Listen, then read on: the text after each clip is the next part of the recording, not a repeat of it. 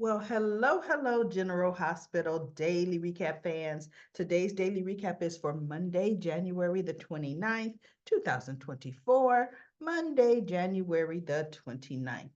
Well, we got good news. Kevin woke up as Kevin. Woo! I was so happy they didn't go that he woke up as Ryan. Oh, y'all don't know. I been there, done. I did not want to see that again. Okay. And they spared us.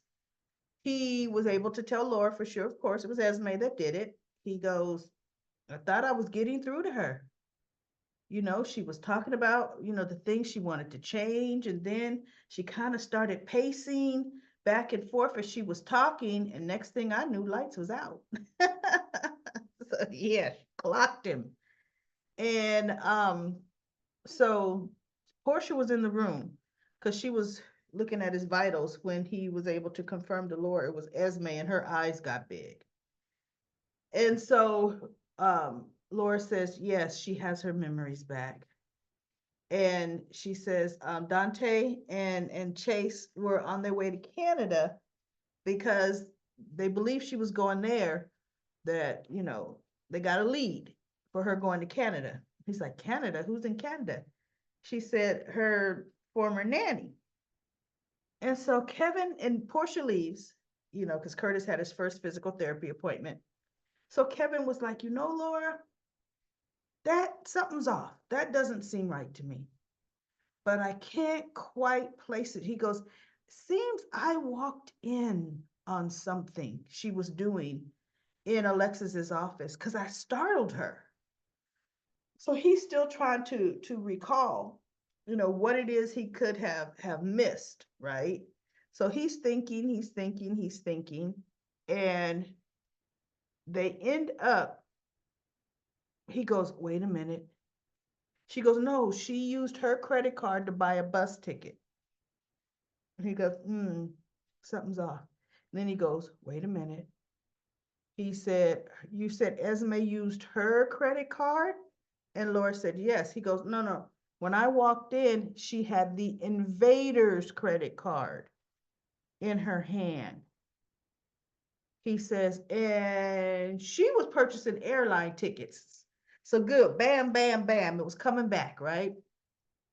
So Alexis calls, uh, no, no, Laura calls Dante, I think it is first, but Dante and Chase had already figured out it was a dead end. Okay, Keystones, you know, why wouldn't you just send the Canadian police over there to see if she was there?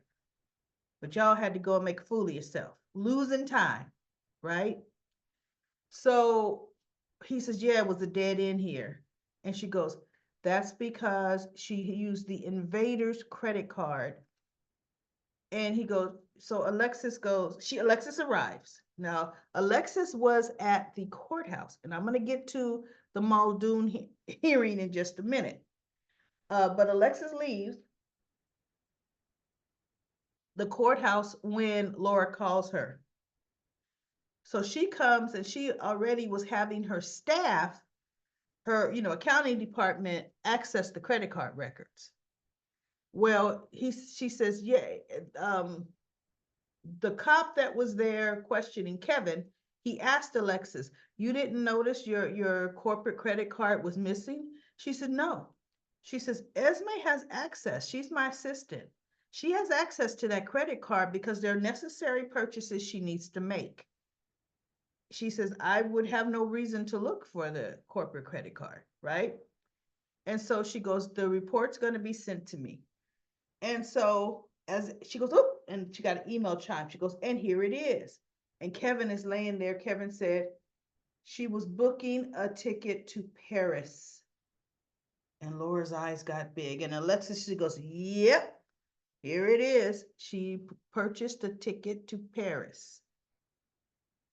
And so Laura said, oh, she's going after Trina and Spencer. See, thank God Portia wasn't in the room, right? Ooh, thank God Portia wasn't in the room. Now, Trina and Spencer, he had this romantic. Oh, Nicholas Chavez is so handsome. Man, I I do not want to see him as as a murderer. I love his acting. I just don't know if I'm going to watch that Menendez movie. I remember when that trial was going on. I'll have to catch him on something else. I'm not going to watch that. So anyway, he takes her to a brand new restaurant he had never been in so that they could experience something as a first for themselves. And they had a great evening. He had another surprise waiting for her that they ended up finishing dinner and getting ready to head off to. So they stand outside the restaurant and they're gazing at the stars. And he's like, this is all for you, Trina. And it's telling her how beautiful she is and blah, blah, blah. And she just feels this is just so perfect, right? You could tell when things go perfect in soaps, boy, do they fall apart, right? Boy, do they fall apart. So anyway, they head off. He goes, come on, we got to go. And who comes soaking around from the corners behind them but Esme? And she's looking with that Esme look, and she slings that backpack over one shoulder, and she's following them. Well, oh no, right? Something's gonna happen. Let's face it. She's gonna do Spencer. She probably will go after Trina, and Spencer is going to interject himself in the path of whatever Esme's doing. And Spencer's going to be the one getting hurt. Either somehow she's going to kidnap Spencer. Of course she can. She weighs what, a buck 10, right? And he's, yeah, well, absolutely. She's going to be able to throw him over her shoulder and take off. Yep. you know, so, but I believe he's going to be the one that's going to come up missing. And or Esme loves to use drugs. He's going to be injected, and he's going to have to go to some kind of coma station place like Lulu, right? Something to that effect, because he's going to be gone for 4 months. So we shall see. Not Monday, Wednesday is his last scene on screen for GH for 4 months. So we'll see. So Esme's going to do something to him, and it's going to shatter Trina. She'll be home. There's no way she is going to do that fellowship in Paris with Spencer either hurt or missing. Now, I'm kind of thinking he might be missing simply because I think that dove is going to be found on the ground.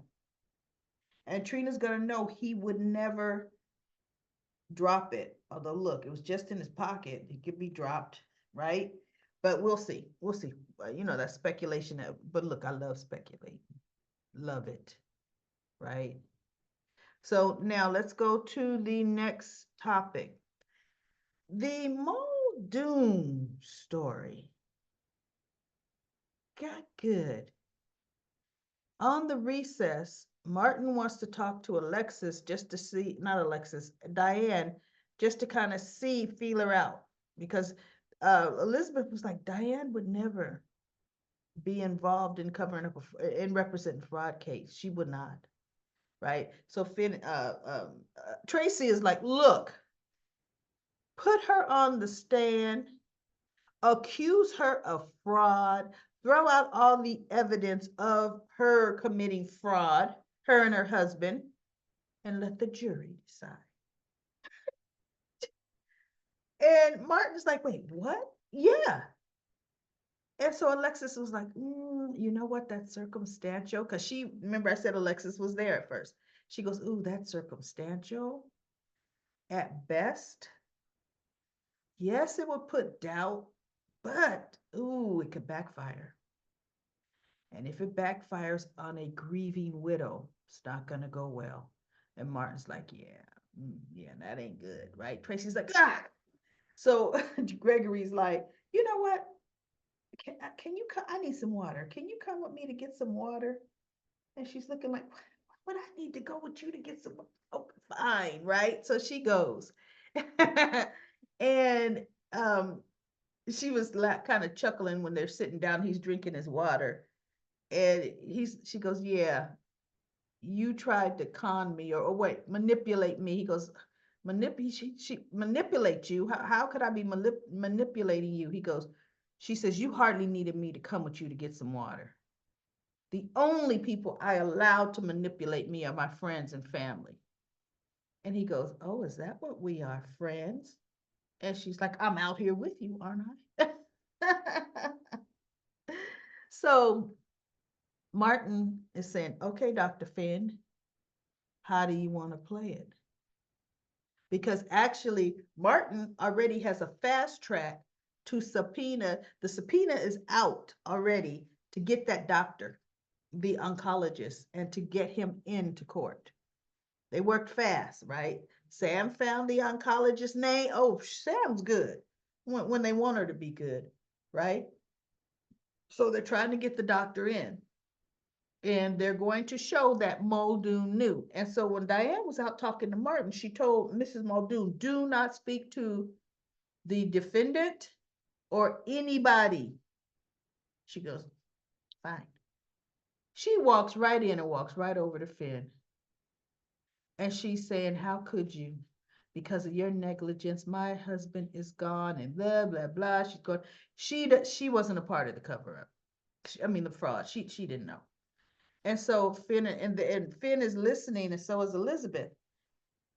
Because Alexis says, this is before Alexis had to leave. She goes, you shouldn't be speaking to him. And Finn says, that's okay. I want to hear what she has to say. And he let her just talk.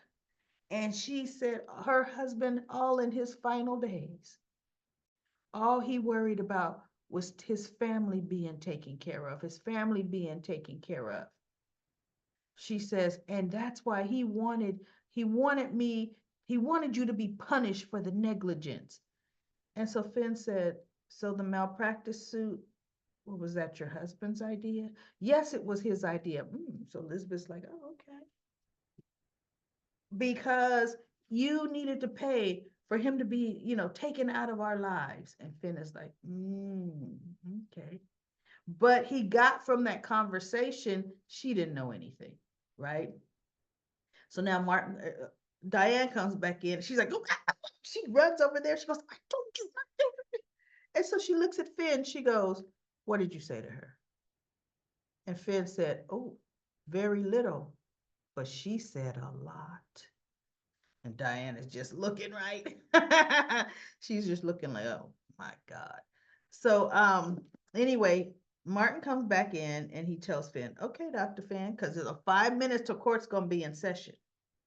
He says, how do you want to play it? Because Finn's like, I, if she didn't know, I don't want her being charged with fraud because her kids, her children have already lost one parent. Now they're going to lose another. And Martin looked at him and said, yeah.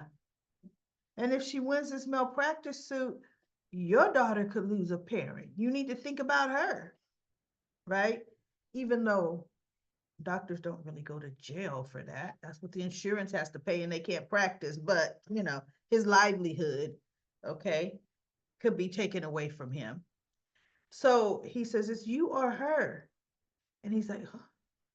And so Gregory says, son, whatever you decide, I'm behind you 100%. And Elizabeth just looked at Finn. She goes, Finn, it's your choice. But do remember Violet, right? So he's like, oh, goodness. But her poor, he goes, I honestly don't think she knew. So, okay, since he honestly came to the conclusion that he honestly thinks she doesn't know, then they need to pursue the fraud, but on the husband's side. Don't say she was in on it. I would say she possibly could have been on it, but for sure which it'll come out for sure he was, because he's going to know that, I mean, the oncologist is going to say, yeah, he knew he had stage 4 cancer. He knew it. So she goes, if my husband hadn't found you at that or talked to you at that softball game, he could have had proper diagnosis. See, he sought him out at the softball game because he knew. I mean, matter of fact, remember he was supposed to have thought he had a tapeworm, and because he had been out the country, what did he do? Plan the trip out of the country? Did he go get that bottle of tequila with the worm in it? Chug a lug, right? He knew. Somehow he ingested that tapeworm on purpose. he went to the restaurant and said, "Hey, let me have a side of tapeworm with my burger." Or look, I want that burger rare, okay? Barely warm. Because he was going to make sure he got a tapeworm. Wow. Okay. So anyway, it's going to be good. I can't wait to see. Oh, look, I know what's going to happen. So Tracy is out in the hallway and Mrs. Muldoon is coming back from the restroom. And Tracy stands in front of her and says, "Can I have a word with you?" And she goes, "Oh, my attorney told me not to talk to Finner, Dr. Finner, any of his friends or anybody." She goes, "That's okay. You don't have to talk with."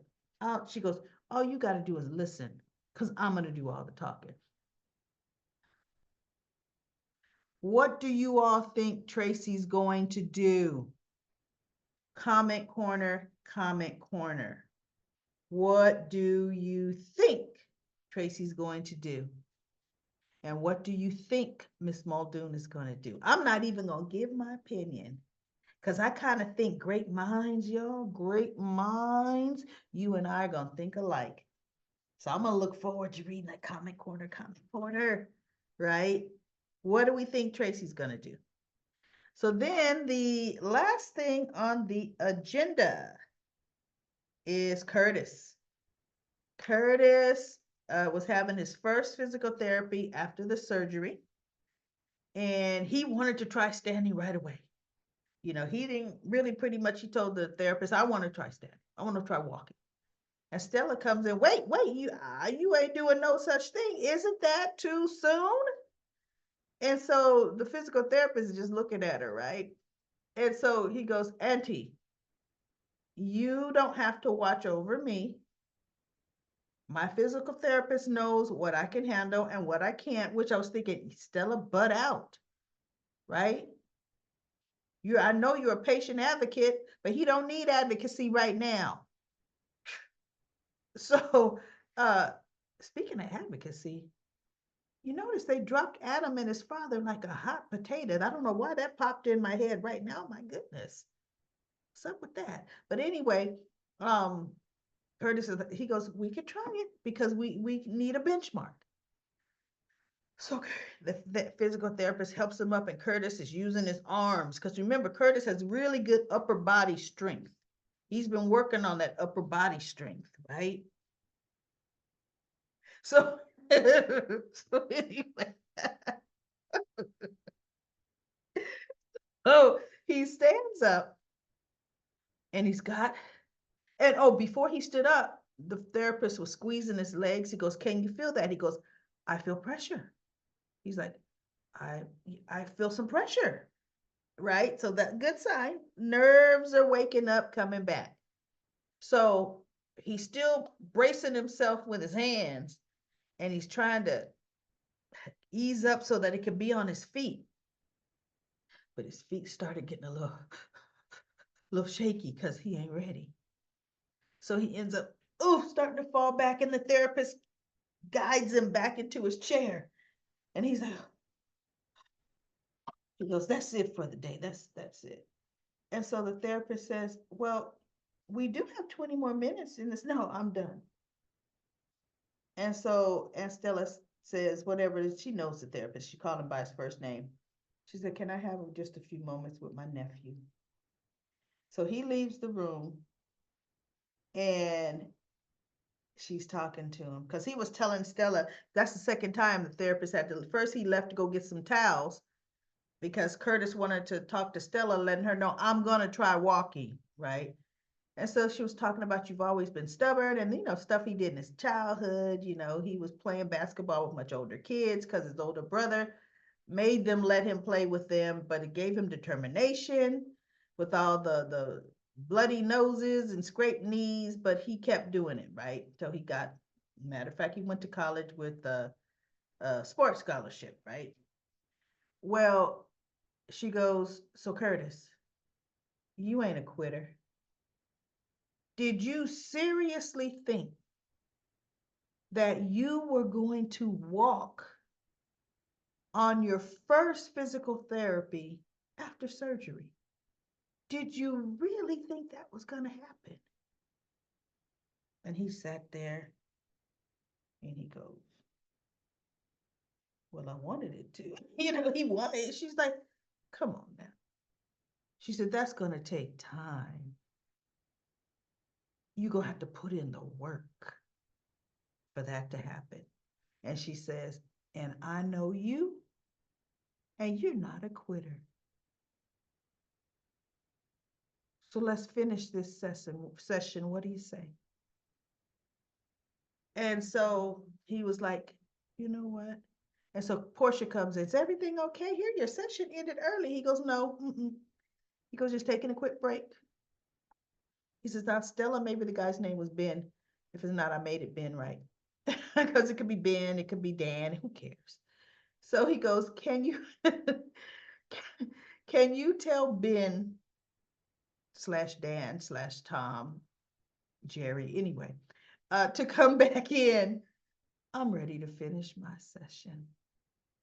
So then it shows the next, when we do come back to them, the therapist is exercising his leg in and out. And he goes, good job, Mr. Henry. I am so happy. I mean, Ashford, I am so happy that we finished the session. And now we have a great benchmark. And so, good. Curtis, look, Curtis will be walking. This is January 29th. Curtis will be walking by the end of February. That's the way Soapland work. Curtis will be walking by the end of February. So let's go to comment corner. Comment corner. Now, guess what, y'all? 71 comments and counting. I'm starting the trusty, dusty timer. Today, I'm going to go from top down, see how far I could get in 10 minutes. Tomorrow, I will go from bottom up. This way we can always get a mix. I won't always be starting at the last comment, I'll mix it up. Okay, so now let's see. Here we go. Clemmy says, those doves will mean something. Probably the only thing that will be left when they look for Spencer. Why is the Port Charles Police Department acting like Keystone Cops? I expected more from Dante. Even Sam would have known the trail she left was too easy. I know, right? She did everything but put Dante's name on the note. Dante, here for you. Kim says Ava and Sunny will wind up sleeping together. They're going to wind up sleeping together. Wait, you said that twice. LOL. I thought it was going to be Carly, but I see it's going to be Alexis. Good review. Nicole says, no, it's not going to be it. No, I said Alexis. It's Ava. Ava, good review. No, it's not going to be Ava that Sunny sleeps with. Sunny will reunite romantically with Carly once he's back from Puerto Rico. I don't see Sunny and Carly getting back together yet. See, Jason's coming back next month. Carly's gonna drop Drew like a hot potato, but not fast. But her heart's with Jason. As Jason and Carly are getting closer, then Sonny's gonna rear his ugly head in the middle of that relationship. He is.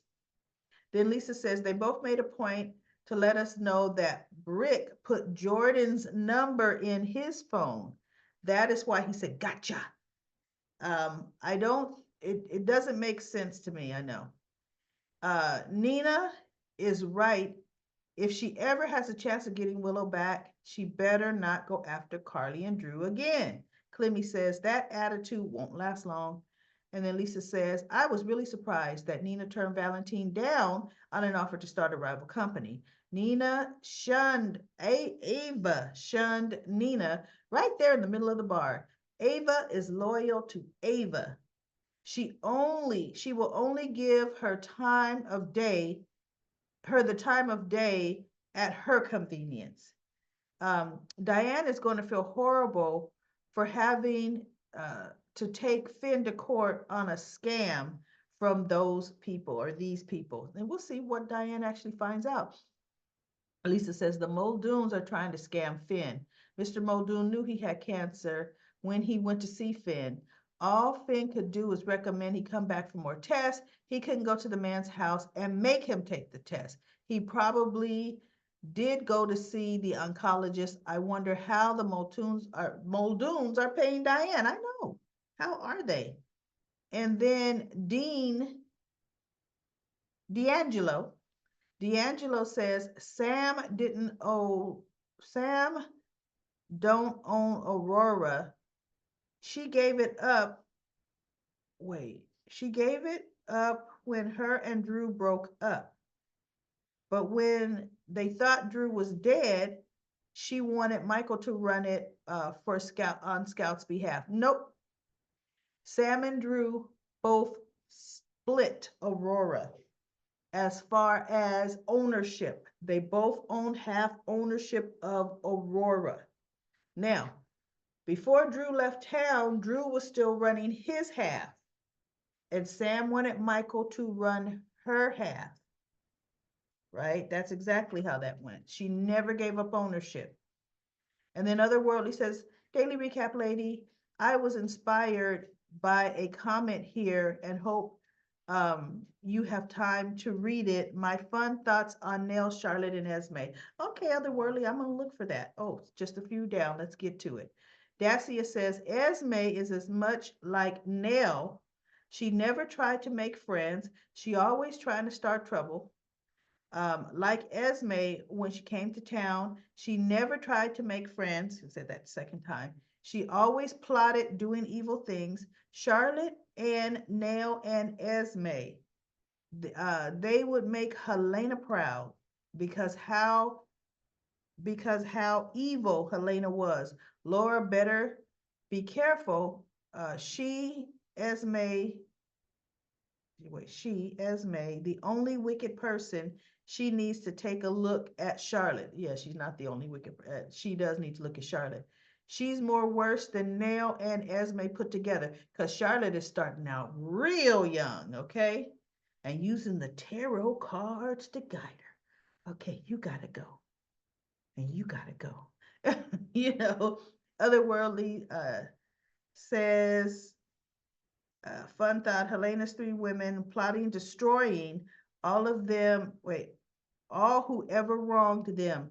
Charlotte is their intellectual leader. Nell, their high energy, flexible, and in any aspect of the fight, and waiting in dark corners, even the ones in your mind, slithers Esme. She sure does. She is always sneaking in dark corners. Don't let the fair Palmore milk maiden fool you. She is quick-witted, sharp as a knife, and deadly as any poison she uses to the wrongdoer's end. The bell tolls when these women roll. Yeah, bunch of evilness. Richard says another great recap lady, but hopefully you're wrong about Sunny sleeping with Esme. Another Worldly says, I am here for a game of knee touching with Sunny and Ava.